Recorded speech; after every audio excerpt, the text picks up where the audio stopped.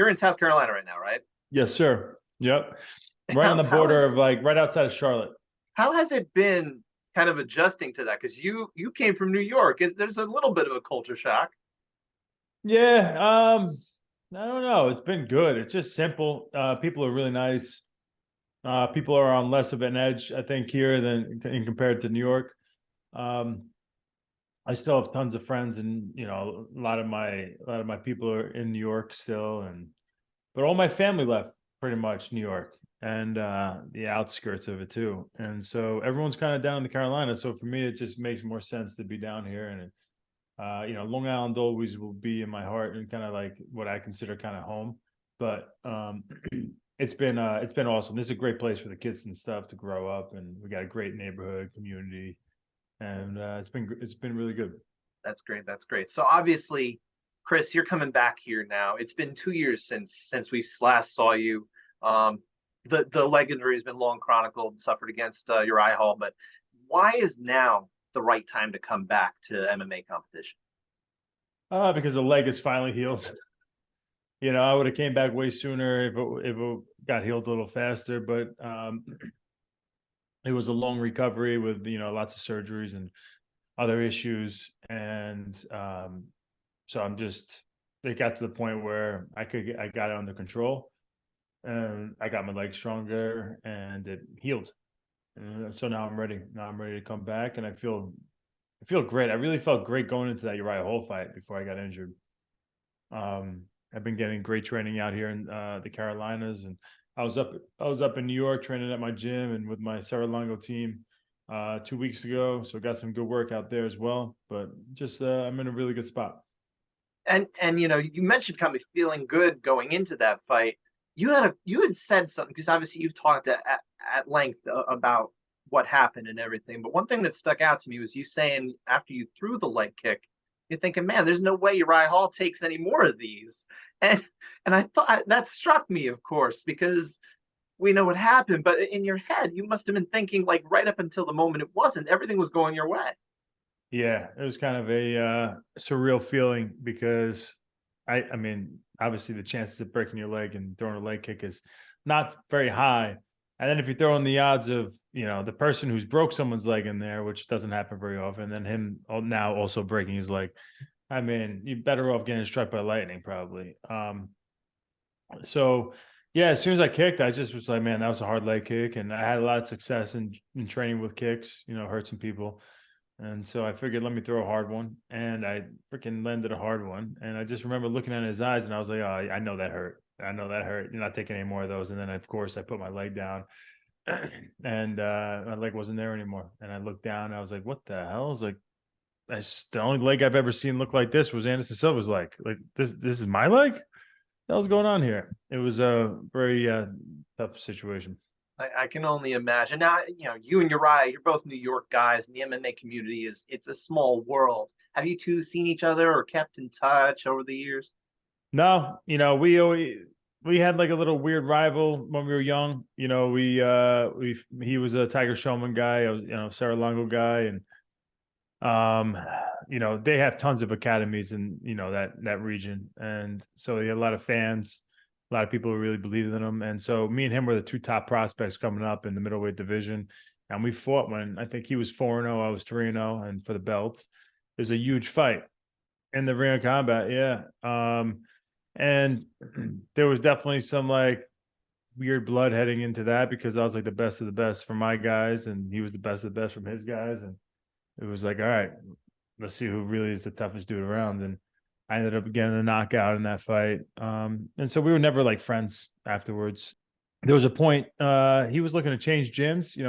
He switched gyms a couple of times. He stopped by the Serra-Longo gyms, and but he ended up not training there. Never had really bad blood with him or anything like that. I think he's a nice guy, but just no. I haven't. To make a long story short, I haven't seen him since my leg break.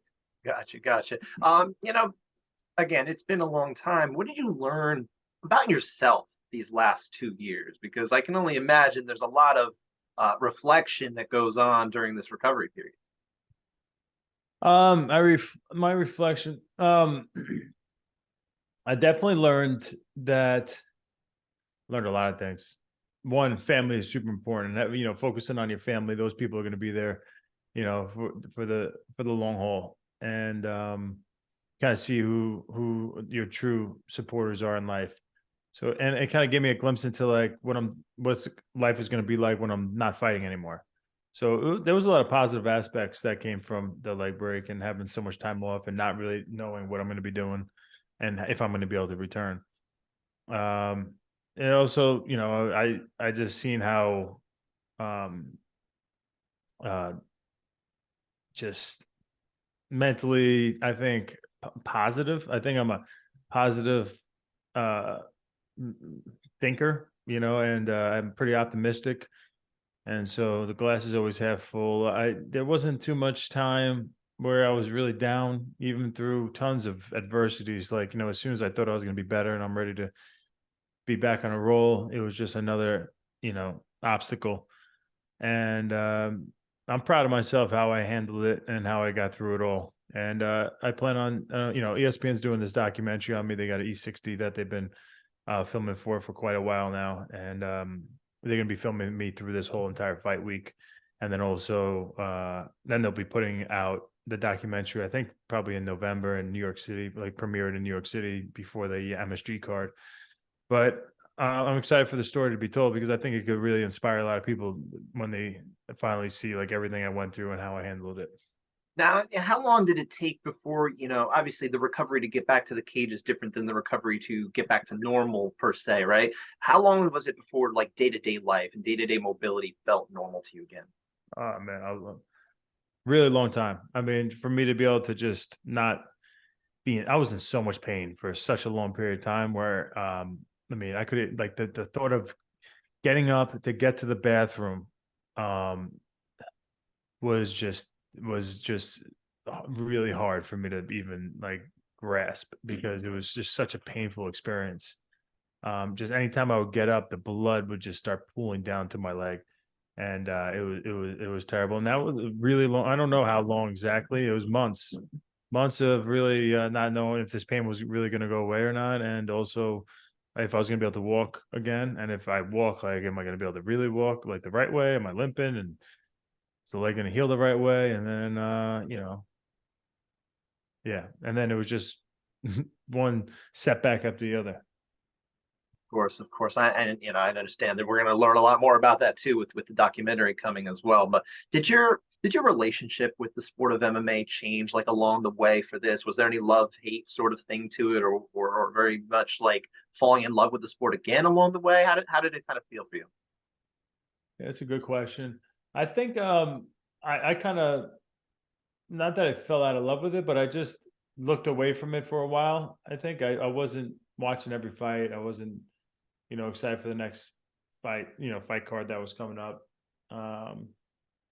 Because I wasn't involved with it. I'm not a guy who just spectates sports really. I'm not that guy. Like I'm not like a huge sports fan where I'm like obsessed with a certain team and you know, I stick with them through and throughout. I like to participate. I like to compete.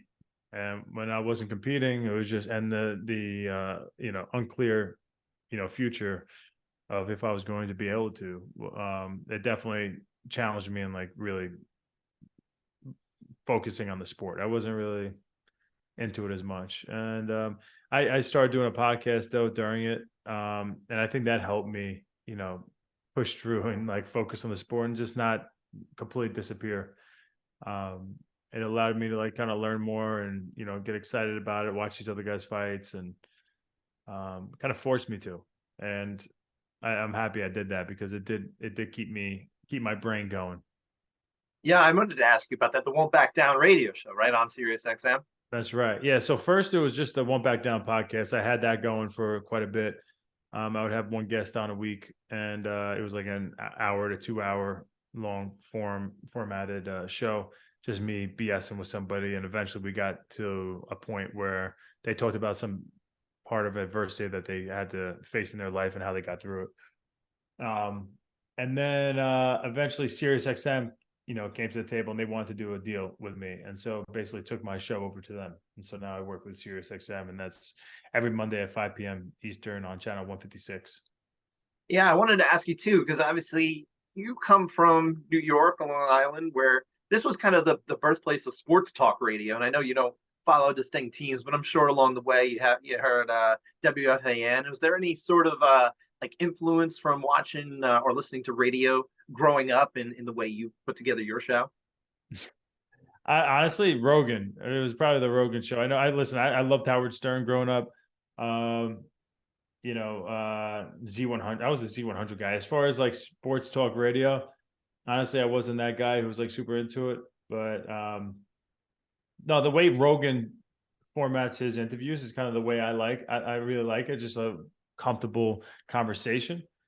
I think is kind of probably what inspired my Won't Back Down show. Gotcha. And then, of course, you did get back to competition earlier this year. So this isn't like your first foray into competition. You competed at Polaris back in March. Was the idea to get, competition out there that was like maybe solely grappling first before you got back to MMA? Yeah, exactly. So my leg was still dealing with. Still had issues with my legs. I wasn't able to I wasn't ready for a fight, but I got hit up randomly on Instagram about doing a grappling match, and I was like, you know what? I think not that my leg isn't probably where it needs to be, but let's get the body like in gear for like a challenge and a competition. And I don't have to be at my best with my leg, but like just get through it. And I think it's going to help me recover that much faster when I have something ahead of me. So I'm happy I did it. I ended up having a shoulder injury. I ended up freaking having a shoulder surgery right after that because of training that happened before it actually. But that I haven't actually even talked about. I just kept that quiet. I didn't feel like hearing anything about, oh my God, another injury. But that was a small thing, just quick little surgery.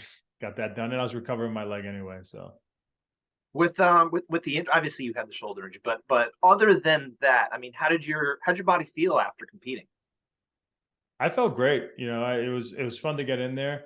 I really couldn't shoot well because of my shoulder, and but my leg actually felt strong. I wasn't having issues because of it. So, and it felt good just to, I cut a little weight, a little nerves before a challenge like that, getting in front of people and, having a competition. It was just good to get back into that realm because I was out for a while. And I think that's going to be a big thing coming to this fight. I don't feel like I've been out as long because even though it's not a fight, the preparation for it and everything, like the week leading up to it, just the mental battles you go through as a competitor, it's similar. So it was good to get that under my belt.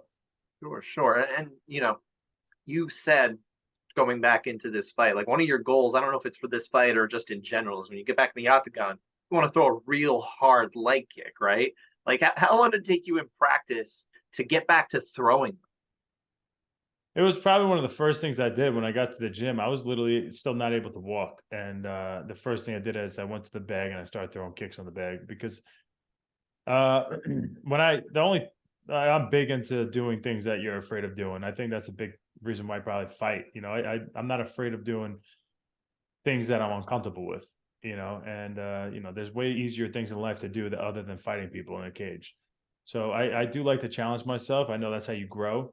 And I feel like if you get in a car accident, you don't avoid driving cars again. You get right back into that driver's seat and you start driving, and try to get your confidence back. And that's kind of what I did, on a different level with my leg. Is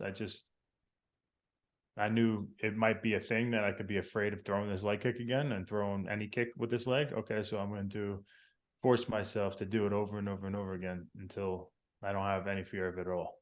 Was there any sort of like slower ramp up to throwing harder leg kicks than there would be for, say, another strike that maybe you were practicing or working on at that point? Yeah. I mean, I'm definitely a little bit more cognizant of where I'm kicking somebody on their leg when I throw it. I'm not just going balls to the wall, just throwing it. I don't care where it lands. In a fight, maybe I'll change. Maybe I'll just do that. But in practice, I've been a little bit more careful where I'm throwing that leg kick. Sure. Now, and again, this fight is against Brad Tavares. He's been in the UFC like just about as long as you. You've both been in there a long time. I'm sure you've watched each other or seen each other. How do you size him up as an opponent? He's a tough guy. He's a guy who's been in there with Israel Adesanya. He had a 5-round decision loss to him. He's hard to put away. He had a close fight with Dricus du Plessis, who could be fighting for the belt here pretty soon. So he's right in there. He doesn't have the biggest name. Even though he's been around for a while, I think he always brings the fight. I think he's a tough guy. He's not afraid to throw down. He's experienced. He has good stand up. He's got good takedown defense. He's pretty solid. He's a well-rounded guy. I think he presents some challenges. I don't think he's the most dangerous guy I've ever fought at all. I think it's a great challenge for me to see where I'm at on this comeback. There's a lot of fresh challenges out there for you at middleweight, because the only person who's still on the roster that you fought before is Kelvin Gastelum. So really, anybody out there is kind of like a head. I mean, obviously, just because some people have moved on, right? But yeah, you've got opportunities here to face just about anybody, and people can be like, well, hey, look, we haven't seen that before. That'd be interesting. How active are you kind of looking to be going forward? The plan is, I was just talking to Wonder Boy about this today. Actually, we spoke, and I just told him, because he wants to take some time off in between the fight and his fight camp and give his body some rest. I'm like, bro, I was like, my goal right now is I'm fighting this fight. I want to get right back into a camp, maybe a week rest, but ice baths, saunas, and just let the body recover a little bit. But listen, I'm not getting any younger. I want to get as many fights in as possible, and it's not just, I'm not just trying to like collect paychecks. I'm trying to get to that belt, man. That's what I'm trying to do. I'm trying to do something really spectacular. I think I have the tools to do it, and it's not going to be me sitting around, picking fights that work for me. I'm gonna look to stay busy, and I think pretty quickly I'll be able to get to that title. So all things going according to plan, you hope, of course. It kind of lines up. You might be able to fight on that Madison Square Garden card. Is that something that you're eyeballing? Yeah, that's actually what I was saying. I said I'd love to fight on this card in Boston and then fight again in MSG. Okay. Yeah, I'm going to put on a show, make sure people want to see me, and then we'll fight again in MSG. You're saying you're not getting any younger, but you actually don't have a ton of mileage on your. I mean, obviously you have the injury, but you haven't been in like a ton of fights or wars. Like you're not up to like 40 fights, 50 fights kind of thing. You, in theory, could fight a while. Do you have like kind of a target in mind, or you just kind of want to run for a while? Yeah, I'm not trying to fight a while. I'm looking to get a run at the title and then hang it up. I've had a great career. I'm, proud of what I've accomplished, but I know I could accomplish some big things and finish my career off, with exclamation point and something to be proud of. And yeah, I'll be happy with that. I don't think I need to stick around too much longer after that.